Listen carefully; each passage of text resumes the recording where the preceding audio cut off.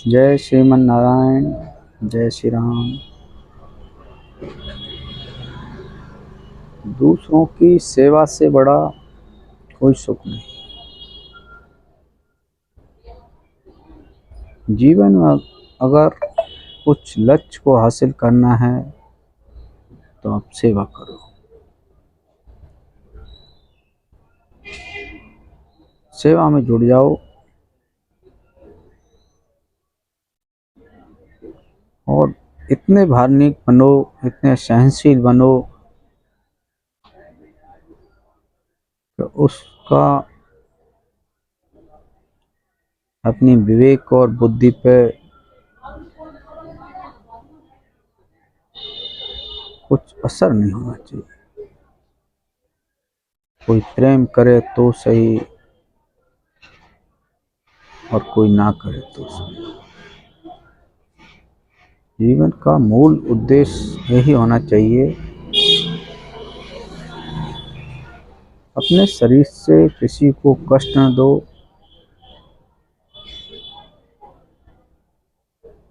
इससे बड़ी कोई पूजा नहीं है। जीवन जीने की सबसे बढ़िया कला मुझे तो यही लगी। बाकी तो सबके अपने अपने मन हैं और सबको परमात्मा ने विवेक और बुद्धि दी हुई है। सोचने की एक कला है। लोग 2 घंटे 4 घंटे सत्संग में जाएंगे,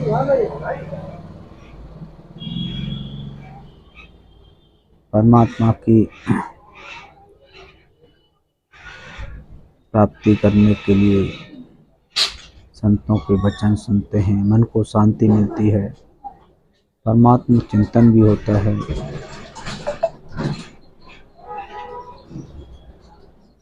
परंतु क्या उनमें से कभी कुछ धारण किया है?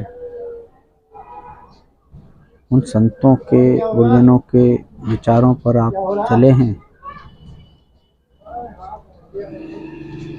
उन विचारों पर आप चले नहीं हैं तो सत्संग में टाइम क्यों पास करें? कुछ ना कुछ चेंजिंग आनी चाहिए। कभी कभी संत जन ऐसी ऐसी बातें कह जाते हैं कि मेरे मन की बात भी उसी में सम्मिलित होती है।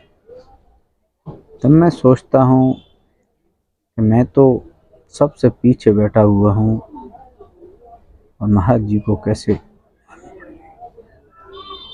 मालूम हो गई।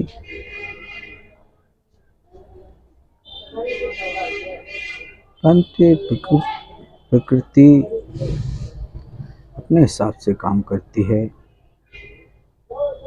मनुष्य अपने हिसाब से।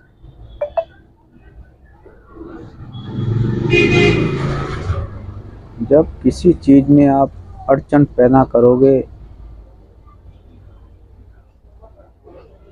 तो आपको दिक्कतें आएंगी।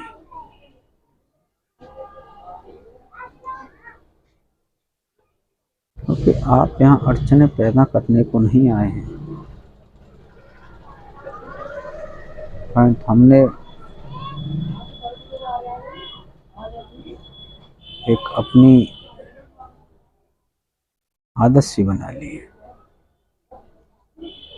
हम उसका काम बिगाड़ देंगे तभी हमारे मन को चैन मिलेगा। हम उसकी संपत्ति पर अपना कब्जा जमा लेंगे तो हम सुखी हो जाएंगे। क्या सुखी हूँ? नहीं, नहीं मैं किसी की संपत्ति से सुख पाया हूँ, ना मैं किसी के पैसे से सुख पाया हूँ और ना हम किसी से पाना चाहते। मुझे तो मेरे अपने प्रेमी जन और बाबा के भक्त जन हैं जो बाबा से मिले हुए हैं, उनका नाम उनकी जिह्वा पर आ जाए, उनके सुखों के लिए मेरे को जो भी करना पड़े वो मेरे लिए कम है। मैं तो एक ऐसा जीवन जीना चाहता हूँ, अपने लिए नहीं, मैं बाबा के प्रेमी जन और भक्तजनों के लिए, कि जहाँ भी जाऊँ महक बाबा सिर्फ तेरी आए। मैं तो तेरे चरणों का दास हूँ और दास ही रहूँगा। मेरी अपनी कोई समस्या नहीं है, जो भी है सब आपके चरणों में सौंप दी है। परंतु आपके प्रेमी जनों को, आपके भक्तजनों को मैं आप तक पहुंचाने का संकल्प जो ले चुका हूं, या आपसे जोड़ता रहता हूं। ऐसे भक्तजनों के दुख दूर होते रहते हैं और मेरे अंदर से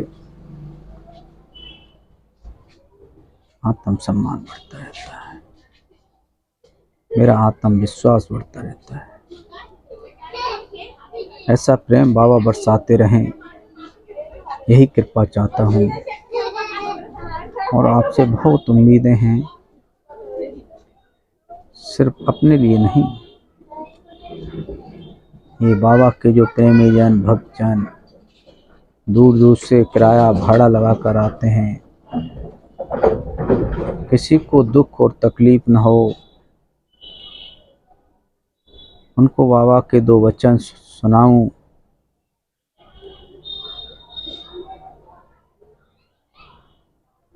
कुछ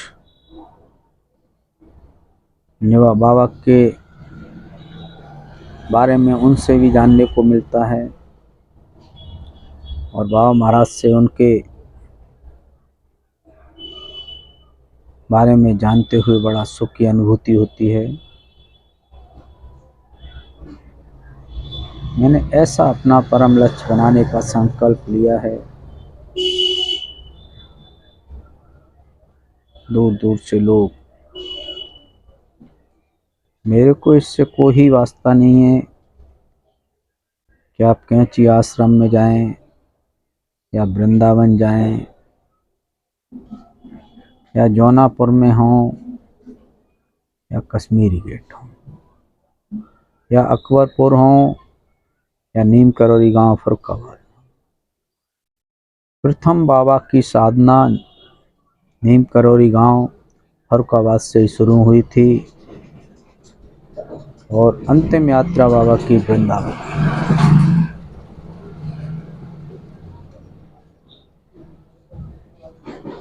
बाबा महाराज की अनेक लीलाएं हैं।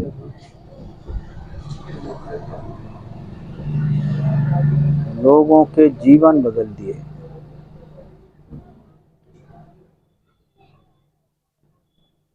और आज काल में भी बाबा के नाम से ही काम हो रहे हैं।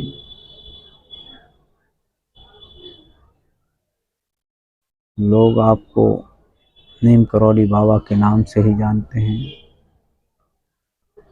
और आज भी लोग आपको याद करते हैं। ये मेरे लिए बहुत हर्ष और खुशी की बात है।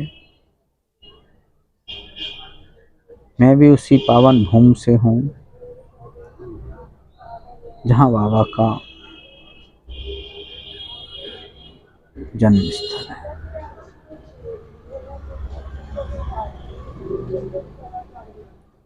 मैंने बाबा के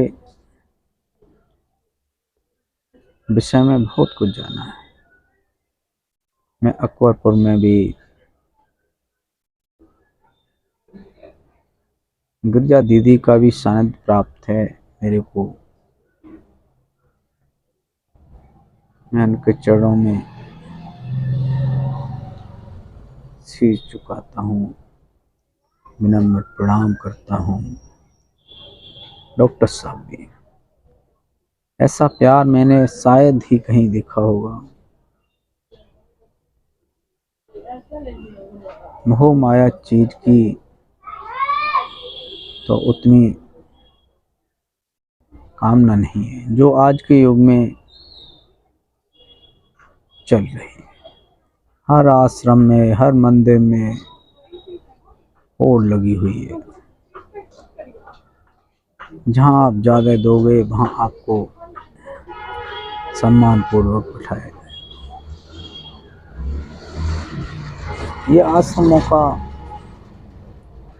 व्यवहार नहीं होना चाहिए। इधर भगवान की प्राप्ति के साधन आप बता रहे हो, उधर मनुष्य को कष्ट भी दे रहे हो। हाँ, तो मनुष्य एक शांति की अनुभूति महसूस करने जाता है, शांति को पाने जाता है। पर आज की उसमें होड़ लगी हुई है।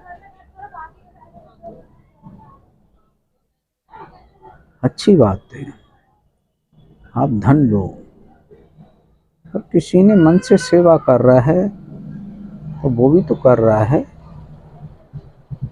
तन मन धन कोई सा एक सेवा दे दोगे तो आप सेवा तो दे रहे हैं ना। धन से सेवा दी तो आप मन से नहीं दे पाओगे और धन से नहीं दे पाओगे।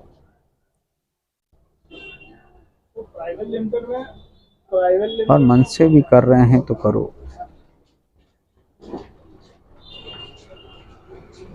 सत्य पर रहो, क्योंकि सत्य की हमेशा जीत होती है और ये ईश्वर के सत्य वचन है। क्योंकि तुझे इस लोक से और परलोक तक का रास्ता साफ नजर आएगा इसी युग में। कलयुग में ही तेरे दोनों रास्तों को मैं साफ करता हुआ जाऊंगा।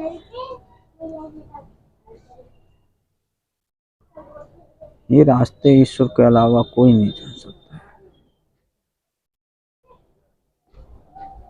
माध्यम मार्ग बहुत हैं,